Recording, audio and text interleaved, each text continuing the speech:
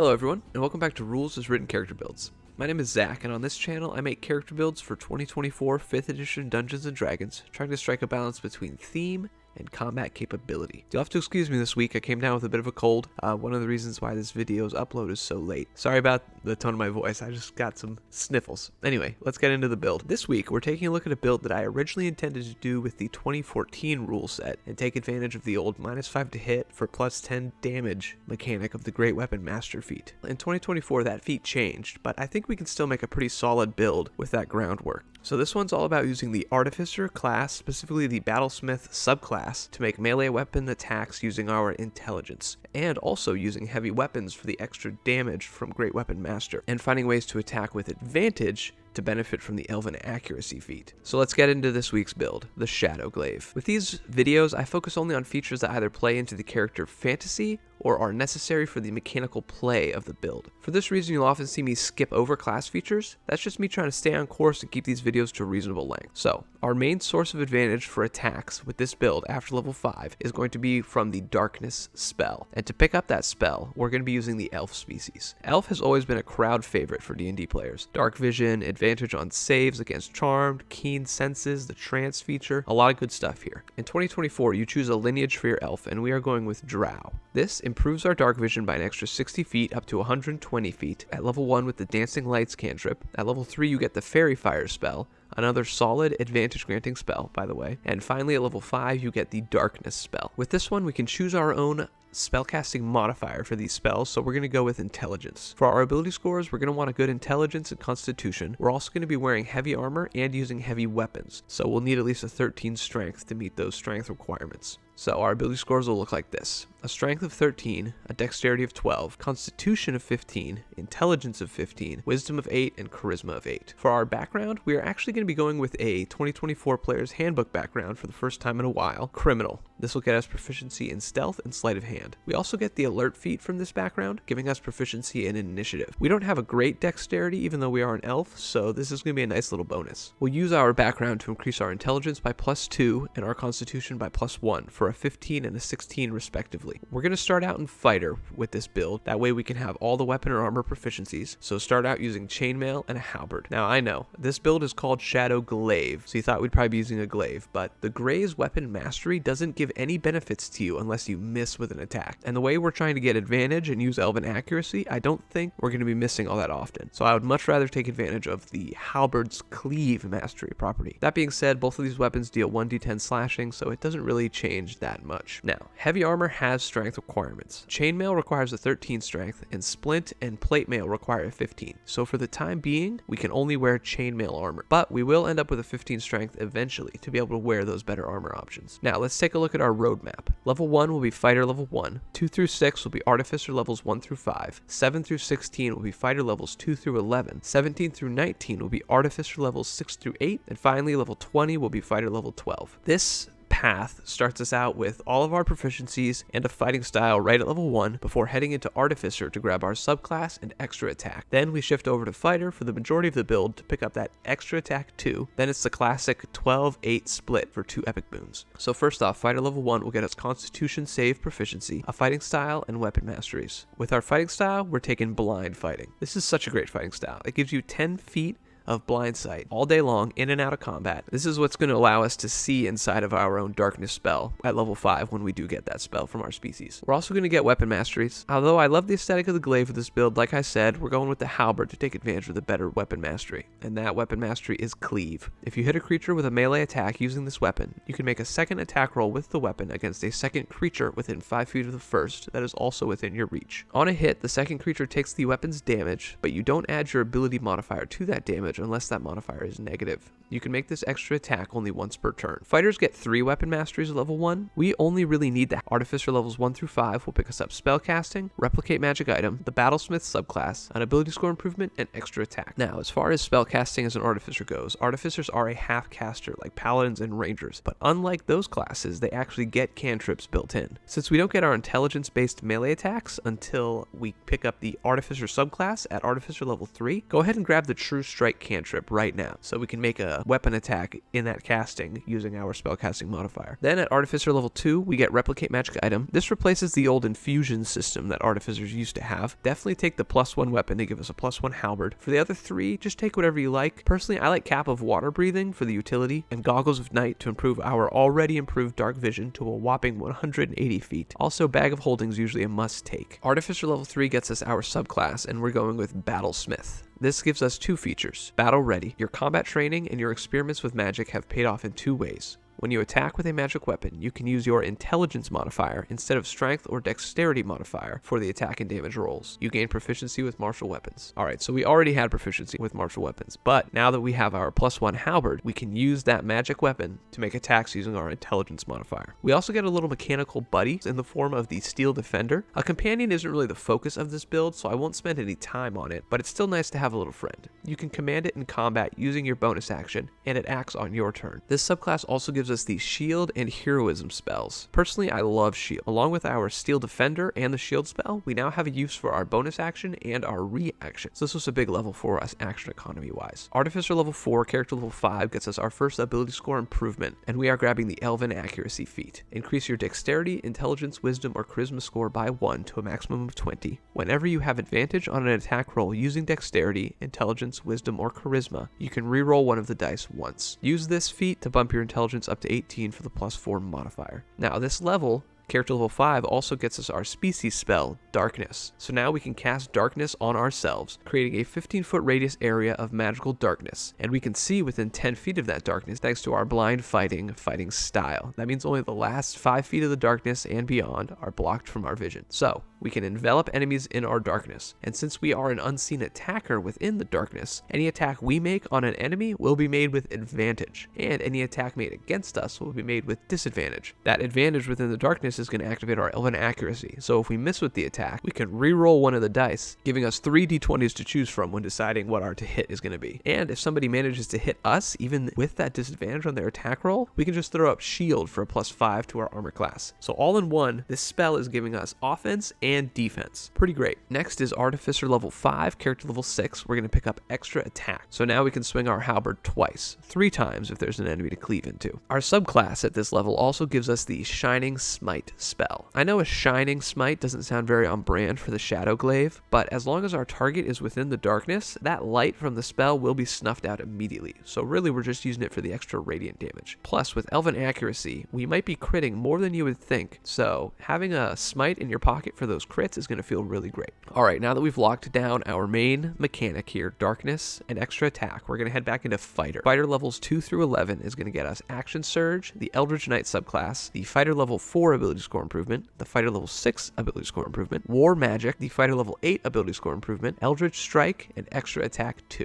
Alright, here it is. Action Surge, the best ability in the game. Once per short rest, you can gain an extra action on one of your turns. This is nice for the build because we can actually use this to activate Darkness and then Action Surge and still attack in the same turn. Or if you happen to already have your darkness up, you can do a massive 4 attacks in one turn with this. 5 attacks if you have someone to cleave into. Fighter level 3, character level 8 gets us the Eldritch Knight subclass, so we can get back on track with some spell slot progression. Eldritch Knights are only a 3rd caster, so every 3 levels is going to count as 1 spell casting level for the multi-class spell casting progression table.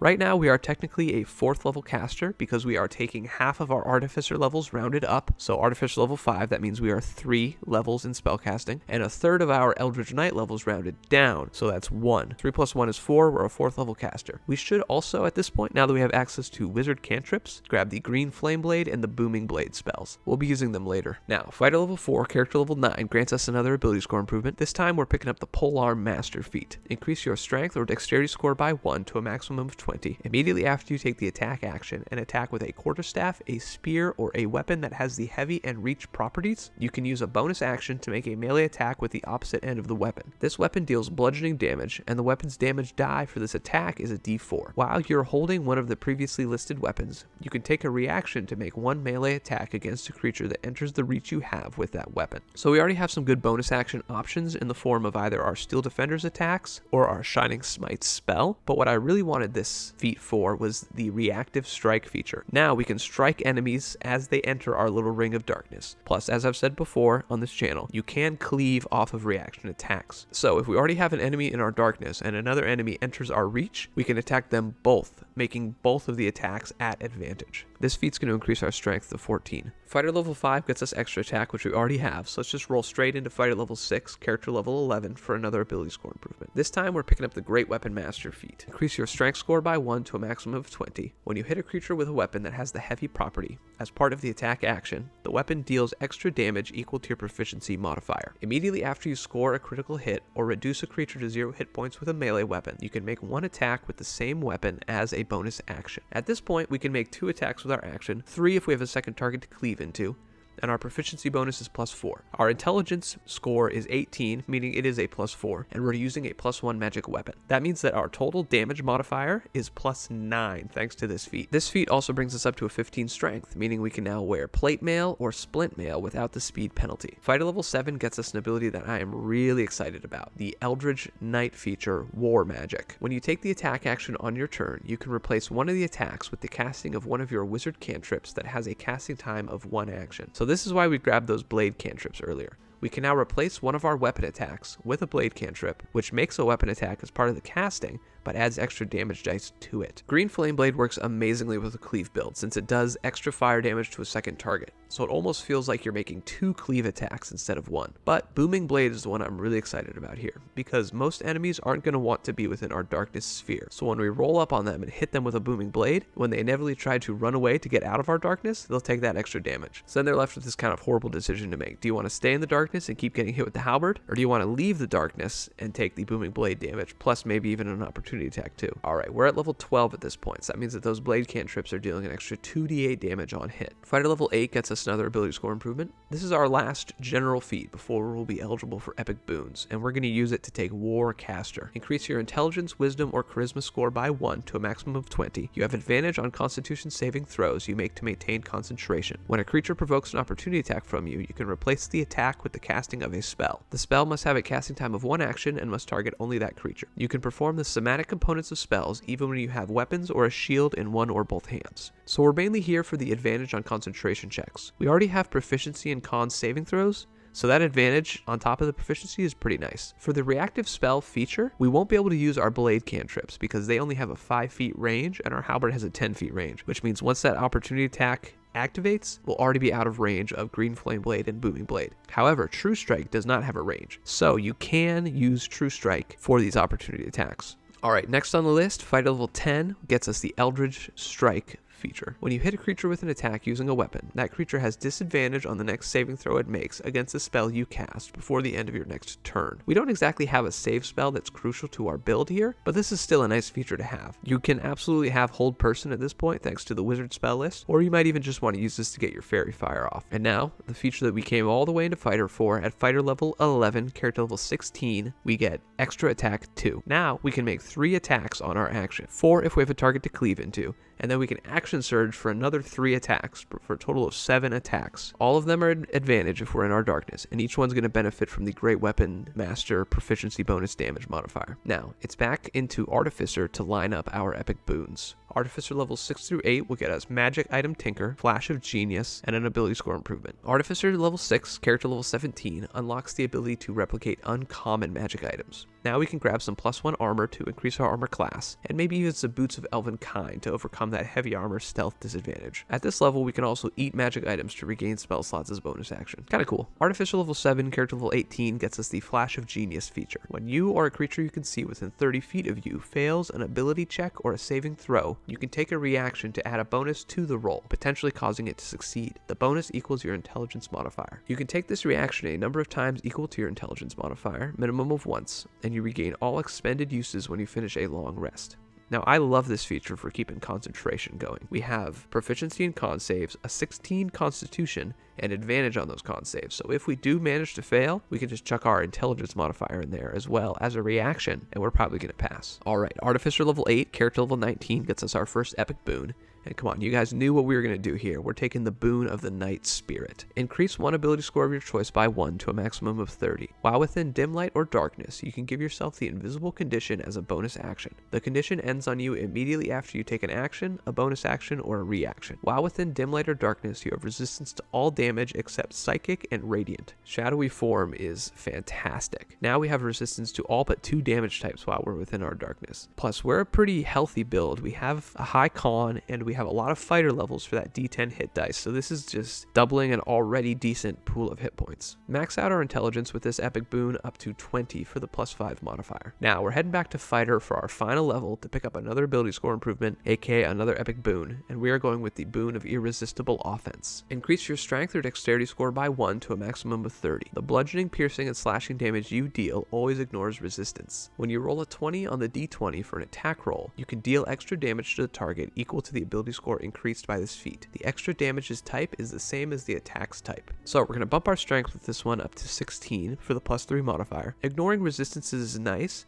but even better is that extra crit damage. With 4 to 7 attacks per turn, all of them at advantage, and with the Elven accuracy feat in there too, you'll be surprised how often we crit with this build. And we do have 4th level spell slots thanks to our spellcasting progression. So if we throw out a 4th level smite on top of a crit, that's going to feel pretty good too. Alright, and that's the build. So this is one I've been thinking about for years, even before I made this channel. So it felt really good to finally get this build out on paper and see it in its entirety. It's giving anime main character vibes for sure. The oversized weapon, the pool of darkness, it's all a little bit edgy, but admittedly extremely effective. The darkness spell combined with the blind fighting style almost feels like a cheat code. We're pretty safe in there thanks to the disadvantage on attacks and the shield spell in our back pocket, and it gets pretty nutty once we pick up the boon of the Night Spirit. A clever DM is going to come up with ways to counter your darkness. Most often they'll probably just stop having enemies run into the darkness, but since we can cast it on ourselves and it stays centered on us, we'll just be able to run enemies down and force them into it. Even aside from the darkness, we're sitting pretty happy with our durability thanks to the 16 constitution, the fighter hit dice, the heavy armor, and the shield spell. This build is really going to appeal to somebody who loves doing damage. Our polearm will be using a d10 damage dice. We can smite from level 6 on. Level 9, we pick up Great Weapon Master to add some consistent damage to each attack. At level 12, we get the War Magic feature, letting us put cantrips into our attack rotation. Finally, at level 6, we can make 3 attacks per turn. This is an incredibly self-sufficient build too.